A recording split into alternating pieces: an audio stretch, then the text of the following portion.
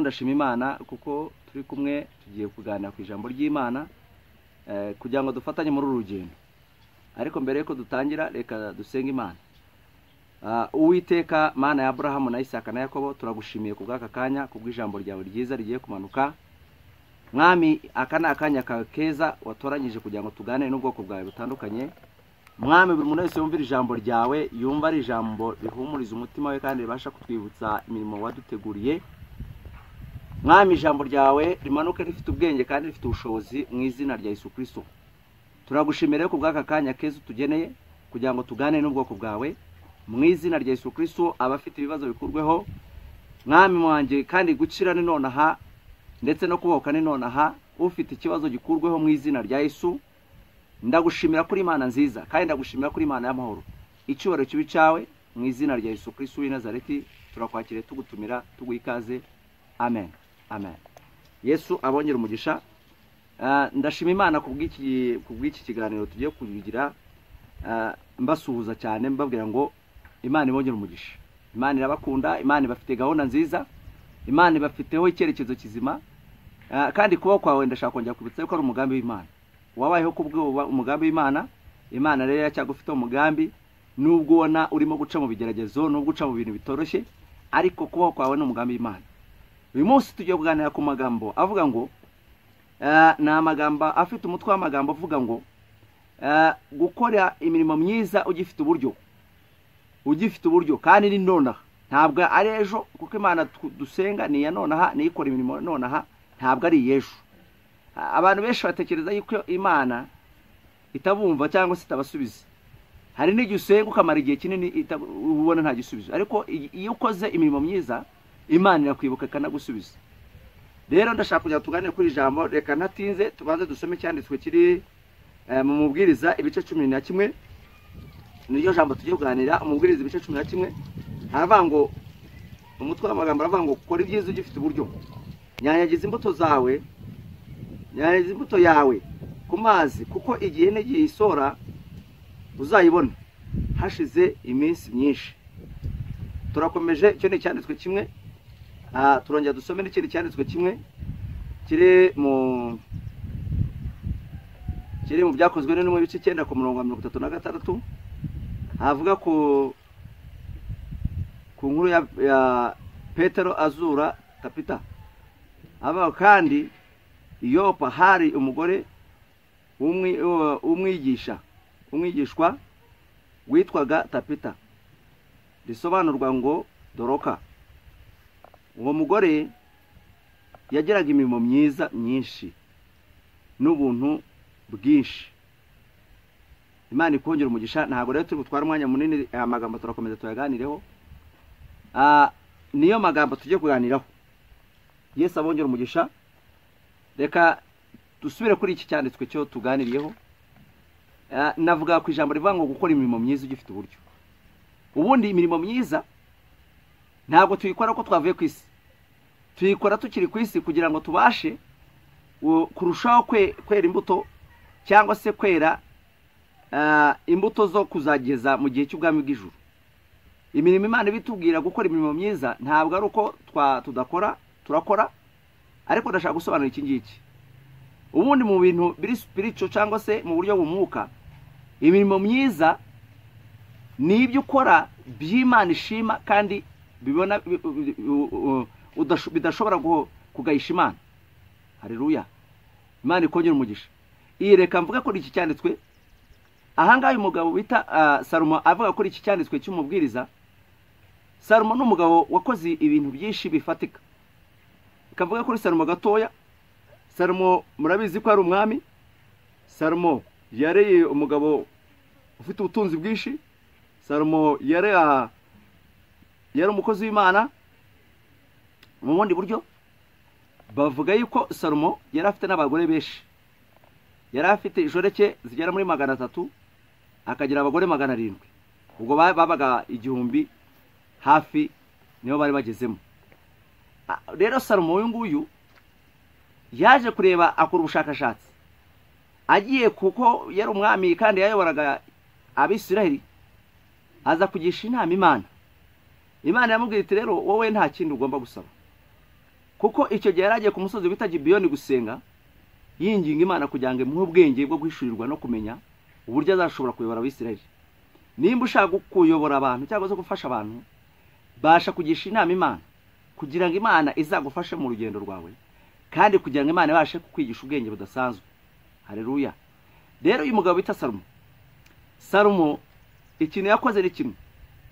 Salomo uyu nguyu shaka kubwira yabashije gutekereza ikintu gikomeye. Arava nkwiye gukora imirimo myiza ngifite uburyo. Niko yanditse ngo nyanyagize imbuto zawe. Ubundi yavuga ko imirimo myiza, ese imirimo ni yihe wundi?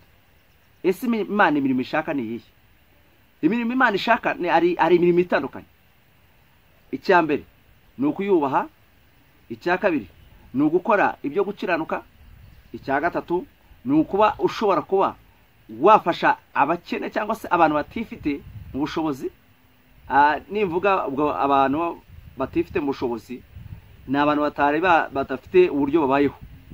Ni ngombwa kugira ngo bafashe kugira ngo nabo bazamuke, kuko iyo mirimo iribukwa imbere y'Imana. Haleluya. Harimo no gutanga imirimo myiza, gukiranukira Imana, kuba umunyakuri. Ibyo ukora byose ukamenya ko igihe cyawe hari igihe bizasobanurwa, cyangwa se hari igihe Imana izabigusobanuza imbere yayo. Hari igihe uzaba uri wicaye imbere yayo nk'uko turimo kuganira ijambo ry'Imana. Icyo gihe rero ntabwo uzavuga ngo imirimo nakoze ni iyi.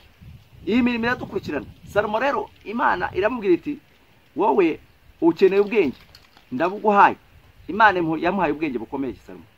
Rero reka tujye kuri iki cyanditswe.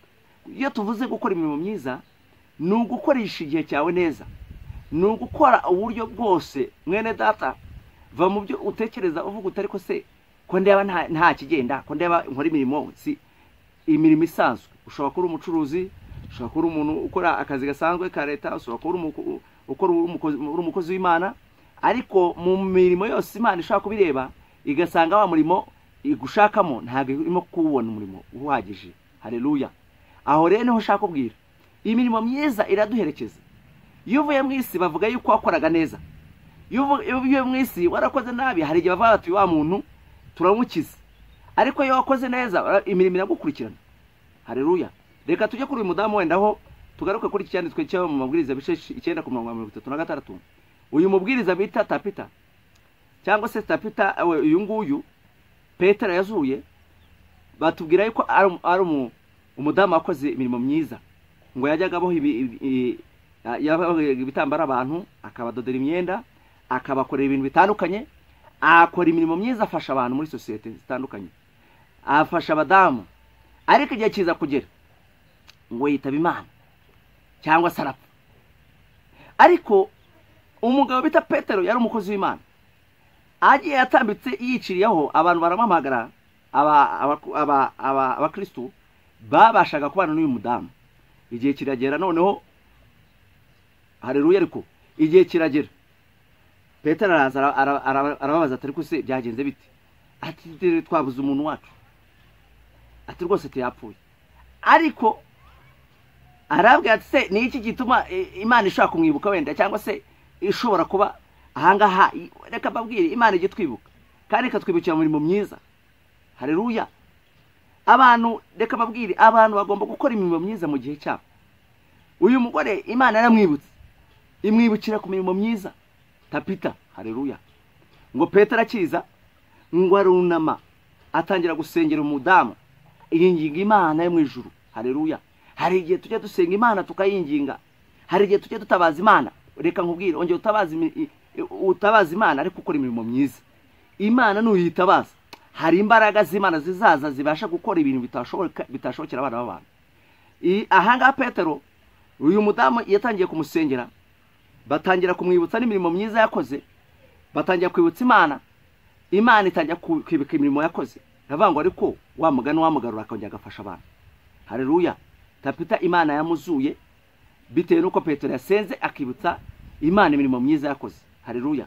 Bene data, reka mbabwire abangurikiye mu nkurikire tuganire, ndashaka kubabwira ngo dufite umwanya mutoya wo gukoresha igihe cyacu neza, tugakora imirimo myiza. Reka nkubwire wowe ukiri mu kuvuga ngo ese nzabikora ryari, ese nzabasha gute gukora umurimo w'Imana, ese uribura umushumba uravuga uti umurimo mwiza ni uwuhe? umurimo mwiza ndashaka kugira ngo ari usibye no kwera imbuto, usibye no kuba wabasha kuba wavuga ubutumwa bwiza, usibye no kuba wabasha gufasha abakene, usibye no kuba wabasha kwitanga, imirimo myiza iraguherekeza. Haleluya. Nakira Imana twibukiraho ni imirimo myiza. Iyo tuvuye mu isi hari igihe tugera mu ijuru, Imana ikatubaza ibyo twakoze mu isi. Iyo tuje mu isi hari igihe Imana ibiduhaye cyo kugira ngo twitekerezeho turebe ese turakora iki mu isi. Haleluya. Ushobora gufata umunsi wawe ukajya kwisuzuma ukareba ukavuga utari ko ni ibiki naba nkora imbere y'Imana. Haleluya. Ni ibiki naba mbasha gukora imbere y'Imana ku buryo yazanyibuka. Haleluya. Reka nkubwire ibi ngibi Imana izagira igihe nitugera imbere yayo ngo imanza zitangiye gucibwa. Haleluya. Ariko kandi mu byibuka ko hari igihe cy'imanza, hari igihe gikomeye tuzaba turi imbere yayo tuyibwira ibyo twakoze. Haleluya. Niba twarakoze nabi tuzabihemberwa, niba twarakoze neza nabyo tuzabihemberwa. Ariko guhembwa nabi kubera ko iyo wakoze nabi uhembwa gahinomu, nawe urabyumva. Ariko yakoze neza uhembwa ijuru. Haleluya. Niyo mpamvu tubwira abantu hakiri kare nkuko twababwiraga kera, nkuko ijambo ry'Imana rimbwira neza. Haleluya. Gukora imirimo myiza ugifite uburyo ni igihe cyo kwamugera kwitekerezaho ukavuga utari ko se wa mugani nakoze iki muri iyi myaka yose maze kwisi. Wisuzume nimba ari icyo wakorera Imana, nimba ari icyo wakorera abantu, wisuzume wongere utekereze nanjye nisuzume tubashe gufatikanya muri uru rugendo. Haleluya. Basha kongera kugira imirimo myiza ukora kugira ngo ibashe kuzaguherekeza mu bwami bw'Imana. Mwene data ndagushaka kwibutsa yuko Imana iguhaye umwanya wo kongera gutekereza. Yesu yaravuze mu ijambo yavuze rikomeye, yaravuze muri Yohana ibice 9:4, yaravuze ngo nkwiye gukora imirimo y'abantu myakiri ku manywa. Gukora gukira kwawe ni nonaha, no gukora neza ni nonaha, no gukora iby'Imana ishaka ni nonaha. Ntabwo ari ejo bundi, ahubwo ni iki gihe. Haleluya. Ni iki gihe. Ongera wisuzume, ongera ubaze umutima wawe utari ko umutima wanjye urakora neza. Ese wakongera kwisubiraho, wakongera ugahindukira. Haleluya. Nimba wari ufite kwiheba, ongera ugaruka imbere y'Imana. Haleluya. Wongere yisabe imbabazi, ukora imirimo myiza Imana ishaka. Haleluya. Imana rero bongera umugisha. Nashaka kubabwira ko igihe cyo gukora imirimo myiza ni iki giki. Nta wundi mwanya ufite. Imana iguha igihe cyo gukora imirimo myiza kugira ngo wongere utegure ejo hawe hazaza. Haleluya.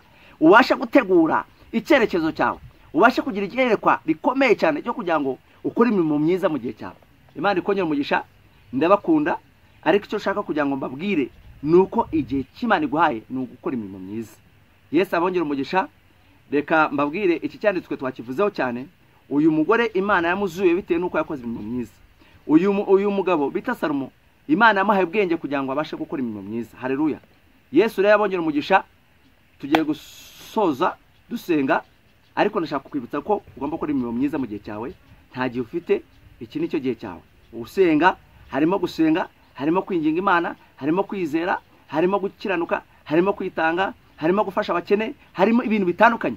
Imirimo myiza iratandukanye. Ni ibyo ngibyo, ni ibyo Imana igushakaho. Imana igutegereje kugira ngo uhindukire kandi wihane, ugeruke mu murongo w'Imana ishaka. Yesu akongera umugisha. Reka dusenge Imana. Mwami Yesu, turagushimiye kubw'ijambo ryawe. Turashoje aka kanya kubw'ijambo ryawe, ariko twavugaga kuguhindukira, tugahindukira tukajya twisuzuma, tukamenya neza yuko Imana waduhamagaye kugira ngo tuze kuri isi, ariko dufite imirimo myiza tugomba gukora. Turabizi ko iduherekeza. Mwami rero ndagusaba kugira ngo iri jambo rigere ku muntu wese, umuntu wese uryumva abashe kongera kwisubiraho, yisuzume, amenye yuko ari igihe kinini Imana izamubaza ibyo yakoze ku isi. Niyo mpamvu igihe kigeze kugira ngo twongere twisuzume. Turagushimiye kubw'ijambo ryawe. Mwami ijambo ryawe ribagire neza, kandi ijambo ryawe ribashe kubaho umugisha muri byose byo bakora. Umugisha wagwiza umugisha wawe mu byo bakora byose. Mwami ndagusaba kugira ngo bagire neza, uwibutse igihe cyabo, nanjye nyibutse igihe cyanjye, kugira ngo turusheho gukora Mwami imirimo myiza y'ibyo waduhamagaye ari wowe Uwiteka, kugira ngo tubashe gusoza inshingano waduhamagariye kuri isi. Urakoze Mwami Yesu, icyubahiro n'ubutware tubishubije mu izina rya Yesu. Amen. Yesu abongera umugisha. Ndabakunda cyane kandi Imana ibagire neza. Amen. Shalom, shalom, shalom. God bless you.